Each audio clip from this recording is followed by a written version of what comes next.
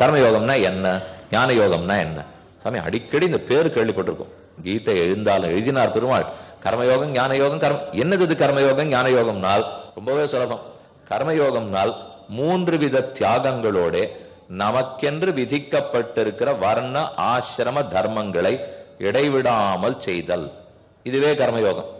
3 வித தியாகங்களோட செய்தல். இதுல பலரும் கர்மயோகம்னா என்ன தப்பா புரிஞ்சுனுட்றா.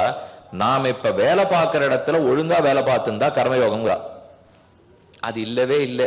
அதுக்கு எதுக்கு? அதுக்கு கீதாச்சாரியன் வேணுமா? அப்ப நான் எங்க வேலை பார்த்துட்டு இருக்கேனோ அங்க ஒழுங்கா வேலை பார்த்துக்கோ, சம்பளத்தை சரியா வாங்குங்கிறதுக்கு கண்ணனா வந்து உபதேசம் பண்ணிட்டு போனோம். அது எனக்கு பாடம் சொல்லி கொடுத்துருப்பார். அப்ப கண்ணன் இறங்கி வந்து எத்த சொல்ல போறாருனால், நீ கிரகஸ்தாசிரமத்தில் இருக்கியா அந்த தர்மத்தை ஒழுங்கா செய். நீ பிரம்மச்சாரியா இருக்கியா அந்த தர்மத்தை ஒழுங்கா செய். நீ சந்நியாசம் வாங்கிட்டு இருக்கியா அந்த தர்மத்தை ஒழுங்கா செய். நீ வானப்பிரஸ்தனா அந்த தர்மத்தை செய். நீ இப்ப அந்தணனா அந்த தர்மத்தை செய். க்ஷத்ரியனா அந்த தர்மத்தை செய். வைசியனா அப்படி ஒண்ணுனா சொல்லணும் பாருங்க. அந்தந்த வரண தர்மம் அந்தந்த ஆசிரம தர்மம். இதத்தான் நியத்தம் குரு கர்மத்துவம் கர்மஜாயோ ஹ்யகர்மணான்னு கண்ணன் சாதிக்கிறார். விடாம உன்னுடைய கர்மத்தை செய். இப்ப அர்ஜுனனே சண்டை போடுறதுக்கு தானே கண்ணன் தூண்டார். யுத்த புரோத்சாகனாயன்னு ராமானுஜர் வியாக்கியானத்துல சாதிக்கிறார். அர்ஜுனன் சண்டை போட மாட்டேங்கிறார். அவரை யுத்தத்துல நன்னா தூண்டி விடணும் தான் கண்ணன் பேசுறார். இதனால பல பேருக்கு அதை பார்த்தாலே ஒரு உறுத்தல். நம்ம என்னமோ கீதைன்னு சொல்லிட்டு இருக்காரு. சண்டை போட வச்ச புஸ்தகம் சுவாமி. இது ஒரு பொதுவான புகார். இந்த புகார்லாம் தமிழகத்துக்கு வெளியில வரவே வராது. இந்த புகார்லாம் தமிழகத்துல மட்டும்தான் வரும். ஒரு 60 வருஷமா தான் வந்துட்டு இருக்கு. அதுக்கு முன்னாடியும் வந்தது கிடையாது. தமிழகத்துல சம்ஸ்கிருதம் ஆகாது, கடவுள் ஆக மாட்டார். ஆழ்வார்கள் எல்லாம் அங்கதான் அவதரிச்சிருப்பா. பெருமாளுக்கு ரொம்ப பிடித்தமான பக்தி தாண்டவமாடுற தமிழம். ஆனா தாண்டவம் ஆடுமான்னு கேட்டால் அது ஏதோ பெரிய ஆபத்து. சம்ஸ்கிருதத்தை கண்டா ஆகாது, சாஸ்திரத்தை கண்டா பிடிக்காது, கோவில்களை கண்டா பிடிக்காதேனால் எல்லாரும் அங்கதான் வந்துட்டு இருக்கா. அதுல ஒரு குறைச்சலும் இல்லை இப்போ.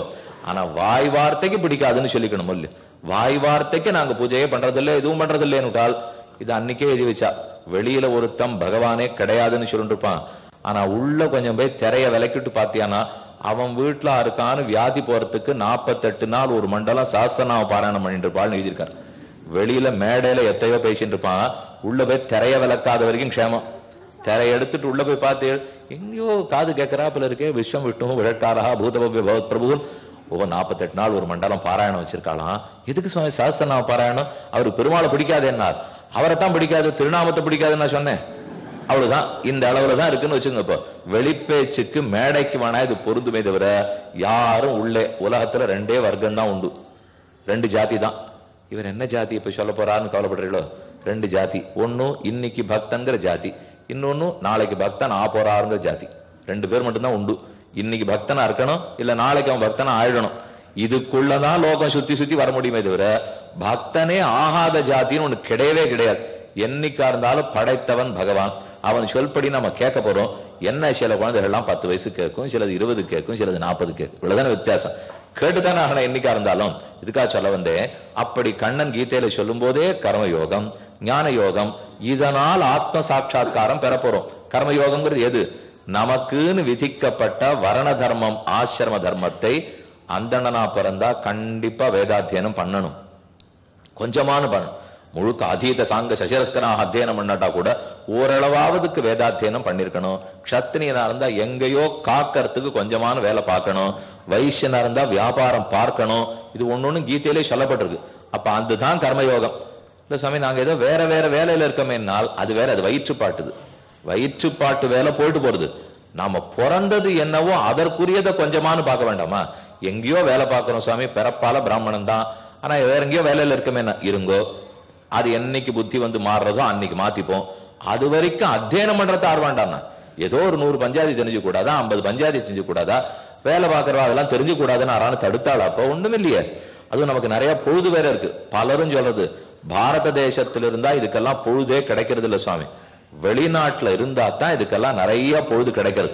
நல்லது. அப்ப நீங்க நல்லா சௌக்கியமா தானே இருக்கு, நல்லா திருப்தியா அதுக்குன்னு நேரம் எல்லாம் கிடைக்கிறது இல்லையோ? அப்ப கத்துக்க வேண்டியதான். அங்க இருந்தாலும் கார்த்தால 1.5 மணி நேரம் பிரயாணம் பண்ணா தான் இடத்துக்கே போக முடியும். மேலும் 9 மணி நேரம் 10 மணி நேரம் வேலை. அதுவும் சனிக்கிழமையும் கிடையாது, ஞாயிற்றுக்கிழமை கிடையாது, எல்லாம் வேலை. உங்களுக்கே எல்லாம் தெரியுமே. இப்போ யாரானு இங்க இருக்கிறவா நீங்க அங்க போய் வேலை பார்த்துக்கோன்னா பயந்தே விடுவா. இதெல்லாம் ஆகாது. இதை விட நான் கீதையை படிச்சுடுறோம் சாமி. நீ இப்ப இங்கேயே நாங்க போய் வேலை பாருன்னு சொல்றதை விட இப்படி சொல்லாதையும் வேதத்தை அத்தியனம் பண்ணுன்னு சொல்லும், அதை கூட நாங்க பண்ணிடுறோம். அதை விட்டுட்டு யாருங்க நாங்க போய் வேலை பார்ப்பா தெரியுறதோ இல்லையோ, அப்ப அத்தியனம் பண்ணணும். இன்னென்னு இருக்கு வரணும், இன்னென்னது தர்மம்னால் அந்த தர்மத்தை விடாமல் செய்யணும். செய்யும் போது அந்த தர்மத்தை செய்யச்சே 3 தியாகங்களோடு செய்ய வேண்டும். கர்த்திருத்த புத்தி தியாகம், மமதா தியாகம், பல தியாகம். தியாகேனைக்கே அமிர்தத்வமான சுகுன்னு சாஸ்திர வாக்கியம் இருக்கு. தியாகம் இருந்தால் தான் எந்த யோகமும் பலிக்கும். தியாகேன ஏகேன, தியாகம் இருக்கிறதுனாலதான் உனக்கு மோட்சம். தமேவம் விதித்வா அதிமிருத்துமேதி தமேவம் வித்வான் அமிர்தத்வம் அமிர்தத்வம் அஷ்ணுதே. இவன் மோட்சத்துக்கு போகணும்னாலும் தியாகம் பண்ணியாகணும், இங்க இருக்கிற சம்சாரத்தை தொலைக்கணும்னாலும் தியாகம் பண்ணியாகணும். நான் செய்தேங்கிற எண்ணத்தை விடு, என் கர்மாங்கிற எண்ணத்தை விடு, தாழ்ந்த பலத்துக்கு இந்த கர்மாங்கிற எண்ணத்தை விடு. இந்த 3 செய்யவே கூடாது. நம்ம எந்த கர்மத்தை பண்ணிட்டு இருக்கோமோ அதனுடைய தாழ்ந்த பலத்துல எனக்கு ஆசை இல்லை, ஆத்ம சாட்சா்காரத்துலதான் ஆசை. என்னைக்கும் கண்ணை உயர்த்தியா வைங்கிற அளவு. நல்லா கனவு காணுங்க சாமி, பெருசா கனவு காணுங்களே. கனவு தான் காண்றதுன்னு ஆயிடுத்து. அதுக்கப்புறம் அதுல என்ன ஏதான் இப்ப வஞ்சனை வேண்டாம் இல்லையோ. வசுதேவருக்கு கண்ணன் அவதரித்தார். அவருக்கு உடனே நிறைய பெரிய க்ஷத்திரியராச்சே, ராஜாவா இருந்தவர் தானே, அவருக்கு நிறைய தானம் கொடுக்கணும்னு ஆசை. அவர் உடனே சொல்றார், சிறைச்சாலையிலேருந்து 100 பசுக்களுக்கு 100 ரத்தன கம்பளங்களை போத்தி 100 தங்கக்கட்டுகளில் 1000 பொற்காசுகளை வைத்து 1000 வேத விற்பன்னர்களுக்கு தானமாக அளித்தேன்னார். அவர் ஒத்துருக்குமே ஒண்ணுமே கொடுக்கல, சிறைச்சாலைக்குள்ள இருக்கார். அவர் இருக்கிறது அங்க உட்கார்ந்து ரொம்ப பெருசா ஆகாச பந்தல் வாய்ப்பந்தல் போட்டார். அதை கேட்டுன்னு சொல்றா, இது எதுக்கு இப்படி சொல்றாரு? இப்போ இவருக்கு தான் ஒண்ணும் இல்லேன்னு தெரியறது சொல்லியோ. அப்படி இருக்கிறச்சே ஏன் 100 1000 பதில் என்ன தெரியுமோ? நகி வாச்சோ தரித்திரதா, எப்படி இல்லேன்னு தெரிஞ்சு போச்சு. அப்ப வாய் வார்த்தையான 1000ன்னு சொன்னா என்ன சுவாமி, காசா பணமா செலவு? இப்போ அதுலயும் நம்ம என்ன பண்ணுவோம் இல்ல, அந்த மாதிரிலாம் வாயில சொல்லி வீணாக்கிடக்கூடாது. ஒரே ஒரு பிராமணரை கூட்டு ஒரே ஒரு பசுமாடை வச்சு ஒரே ஒரு பொற்காசு கொடுப்பேன்னு அங்கதான் நம்ம சிக்கனம் பிடிக்க பார்ப்போம். எங்கே கொடுக்கவே போறதுல எதையும். அப்ப சொல்றதுக்கு 1000ன்னு சொன்னா என்ன குறை வந்துட போறது? இப்போ நகி வாச்சோ தரித்திரதா. அதே போல நிறைய கனவு காணுவோம், பெருசா நினைப்போம், உயர்த்தியாகவே நினைப்போமே. நமக்குன்னு விதிக்கப்பட்டதை நன்னா செய்ய போறோம். அதுக்கு பலத்தை, தாழ்ந்த பலத்தை ஆசைப்பட மாட்டோம். ஆத்ம சாட்சா்காரம் பலம், பரமாத்மாவை தெரிஞ்சுக்கிறது பலம்.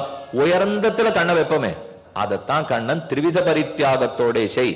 என்னுடைய கர்மாங்கிற எண்ணத்தை விட்டுடு, நான் செய்யறேங்கிற எண்ணத்தை விட்டுடு, தாழ்ந்த பலத்துக்கு ஆசைப்படாதே, உயர்ந்த பலத்துக்கு ஆசைப்பட்டு கர்மங்களை செய்து கொண்டு வா. கர்மண்ணே வாதிகாரஸ்தே மா பலேஷு கதாச்சன. கர்மத்தை செய்யறதுலதான் உனக்கு அதிகாரம். இதை சொன்னாலே ஒண்ணு தெரிஞ்சு போடும் பாருங்க, உனக்கு இதை பண்றதுலதான் அதிகாரம் இப்படின்னா உடனே சொல்லும். அப்ப எதுல இல்லைங்கிறீர்? அடுத்த கேள்வி வருது இல்லையோ, உனக்கு இதை பண்றதுலதான் அதிகாரம்னால் அப்ப எதுலயும் இல்லேனாருதே. கர்மத்தை செய்வதில்தான் அதிகாரம்னால் அதன் பலத்தில் உனக்கு அதிகாரம் கிடையாது. கர்மண்ணேவ அதிகாரஸ்தே மா பலேஷு கதாச்சன. மேல ஒண்ணு சொல்றாரு பாருங்க, அதான் அதிர்ச்சியா இருக்கும். மா கர்ம பல ஹேதுர்பூ. இந்த கர்மத்தின் பலத்தை அடைந்ததற்கு நீ காரணமாகாதேங்கிறார். அப்படின்னா கர்த்தா நீ இல்லேன்னு அர்த்தம். ஒரு காரியத்தை செய், ஆனா அந்த காரியத்தை நீ செஞ்சேன்னு நினைக்காதே. நன்னா பரீட்சை எழுது, நீ எழுதினேன்னு நினைக்காதே. நன்னா பரீட்சை எழுது, 100ன்னு பெருசா நினை. சின்ன சின்ன பலத்துக்கெல்லாம் ஆசை வைக்காதே. நீ படிச்சேன்னு நினைக்காதே, நீ பரீட்சை எழுதாதே, பரீட்சைக்கு தாழ்ந்த பலத்தை ஆசைப்படாதே, என்னோட பரீட்சைன்னு நினைக்காதே. இது இத்தனை சொன்னா ஒரு பிள்ளை என்ன தெரியுமா சொல்லுவான், இதை விட பரீட்சை எழுதாதேன்னு சொல்லலாம் சாமி. இத்தனை இல்லேன்னு சொல்லிட்டு அதை வேற எழுதணுமா? நீ தான் பரீட்சை எழுதணும், சண்டை நீ தான் போடணும். ஆனா யுத்தத்தை நான் போட்டேன்னு சொல்லாதே, யுத்தத்துக்கு ராஜ்ய லாபம் பயன்னு சொல்லாதே, யுத்தம் என்னுடைய யுத்தம்னு சொல்லாதே, ஏதும் சொல்லாதே. ஆனா நீ தான் யுத்தத்தை பண்ணணும். அதுதான் பற்றற்ற கர்மா. பற்றற்ற கர்மாங்கிறோம். இது பண்றதுனால எவ்வளவு லாபம் இருக்கு தெரியுமோ? பற்றோட ஒரு கர்மத்தை பண்ணா அதை தப்பா தான் பண்ணுவோம். பற்றில்லாத ஒரு கர்மத்தை பண்ணாதான் சரியா பண்ணுவோம். எங்க அப்பாவுக்கு உடம்பு சரியில்லை, ஆஸ்பத்திரி கூண்டு போனோம்னா பதறி போய் தப்பு தப்பா ஒரு தொலைபேசியில ஒருத்தரை கூப்பிட கூட ஒழுங்கா வராது எனக்கு. ஆனா அதே சமயம் நம்ம நண்பன் ஒருத்தர் வந்தார், தெளிவா கூப்பிட்டார், வைத்தியர் அழைச்சுன்னு வந்தார், பொட்டி எடுத்துன்னு வந்தார், வண்டியை கூப்பிட்டார், அழைச்சுன்னு போனார், ஆஸ்பத்திரி கொண்டு போய் சேர்த்தார், சரியா பார்த்து திருப்பி கொண்டு விட்டார். எனக்கு ரொம்ப ஆச்சரியம். நான் தடுமாறினேன். நல்ல வேளை தெய்வமாட்டம் வந்தார் சுவாமி, வந்து நன்னா காப்பாத்தி விட்டுட்டார். இதான் நான் பதற ஜாதகம். அவர் தான் பதறாம நன்னா செய்தார் பாருங்க. இப்படின்னு சொல்லிட்டேன்னா அந்த நண்பனுடைய அப்பாவுக்கு அதே நெஞ்சு வரி வந்தது. வரச்சே அவர் அதை விட பதறினார்.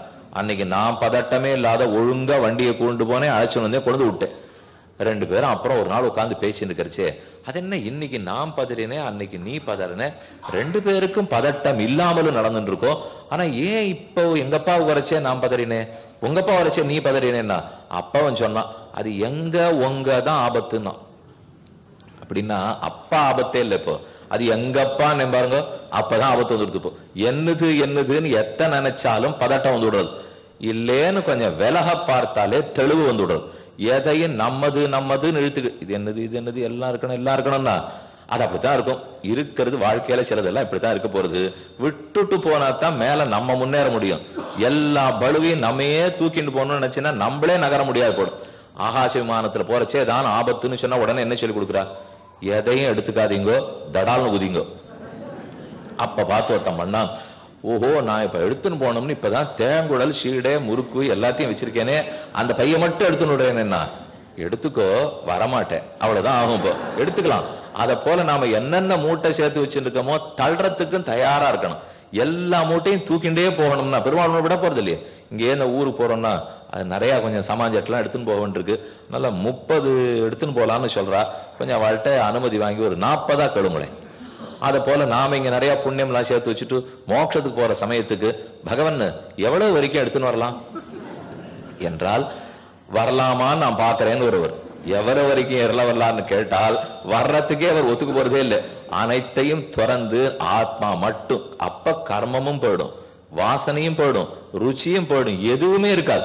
மோட்சத்துக்கு போகும்போது சம்சாரம் கர்ம ஜன்ம வாசனை அனைத்தையும் தொலைச்சுட்டு தானே மேல புறப்பட போறோம். இப்ப கர்மங்களோட போராடிட்டு இருக்கோம். அந்த கர்மத்தை தொலைக்கிறதுக்கு தான் இப்ப கர்ம யோகத்தில் இழிக்கிறோம். 2 வித்தியாசம். கர்மங்கள்னு நேத்தி வரைக்கும் நாம பேசினது, இன்னைக்கு பாதி பேசினது புண்ணிய பாப ரூப கர்மங்கள். ஆனா இப்ப பார்த்துட்டு இருக்கிற கர்ம யோகம்ங்கிறது அது இல்ல. கர்மயோகம்ங்கிறது எனக்கு விதிக்கப்பட்ட வர்ணாசிரம தர்மங்கள். எனக்குன்னு வர்ண தர்மம் ஆசிரம தர்மம் விதிச்சிருக்காளோ இல்லையோ, அதை 3 தியாகங்களோட செஞ்சுன்னு வந்தா அது கர்ம யோகம். நல்ல நேத்திக்கு பார்த்த கர்மத்தையும் இன்னைக்கு சொல்ற கர்ம யோகத்தையும் குழப்பி நடாதீங்க. சாமி நேத்தி வரைக்கும் ஏதோ வாண்டான்னு சொல்லிட்டு இன்னைக்கு அதைத்தான் பண்ணணும்னு சொன்னீரே, நேத்திக்கு என்ன இன்னைக்கு என்ன நாள்? நேத்திக்கு வாண்டான்னு சொன்னது பாப ரூப கண்ணம் கர்மா, புண்ணிய ரூப கர்மா. ஆனா இன்னைக்கு வேணும்னு சொல்றது கர்ம யோகம். கர்ம யோகம்னால் என்னுடைய தர்மம், எனக்குன்னு விதிக்கப்பட்ட வர்ண தர்மம் ஆசிரம தர்மம். அது யாராருக்கு என்னென்ன தெரியுமோ? கிருஷி கோரக்ஷ வாணிஜ்யம் வைஷ்யங்கர்ம விபாகசா. வைசியர்களுக்கெல்லாம் உழவு தொழில் செய்தல், பசுக்களை ரட்சித்தல், வியாபாரம் செய்தல், இது வைசியர்களுக்கு. நான் தோல் வலிமையால எல்லாரையும் காப்பாற்றுதல், இது க்ஷத்திரியர்களுக்கு. வேதத்தை வாயார ஓதி எல்லாருக்கும் ஓதி விடுதல், வேதத்தை கற்றல் கற்பித்தல், யாக யஜ்யங்களை செய்தல் செய்வித்தல், தானம் பெறுதல், தானம் கொடுத்தல், இது 6 பிராமணனுக்குண்டான தர்மங்கள். அப்ப இன்னன்னாருக்கு இன்னென்ன தர்மம் வச்சிருக்கு. இப்போ 4வது முதல் வர்ணம், 2வது வர்ணம், 3வது வர்ணம், 4வது வர்ணங்கிற இல்லையோ, 4வது வர்ணத்துக்குன்னு தர்மம் சொல்றார். நிறைய காலால நடந்து கிருஷி பண்ணணும், உழவு தொழில்கள் செய்ய வேண்டும். மேல இந்தந்த தர்மத்துக்கு 6 என்னென்ன பண்ணணுமோ, இப்ப கோவில்ல இருக்காள்னு வச்சுங்க, பிராமணனுக்கு வேலை உண்டு, க்ஷத்திரியனுக்கு வேலை உண்டு, வைசியனுக்கு வேலை உண்டு, எல்லாருக்கும் வேலை உண்டு. ஒரு கோவில்னு சொன்னா அந்தணனுக்கு மட்டும் வேலைங்கிறதே இல்லை. அவருக்கு ஒரு வேலை, இவருக்கு ஒரு வேலை, அவருக்கு ஒரு வேலை, அவருக்கு ஒரு வேலை. அந்தந்த வேலையை அவன் செஞ்சிருந்தால் அதுவே தர்மம் தான். ஒரு அறிவிப்பு.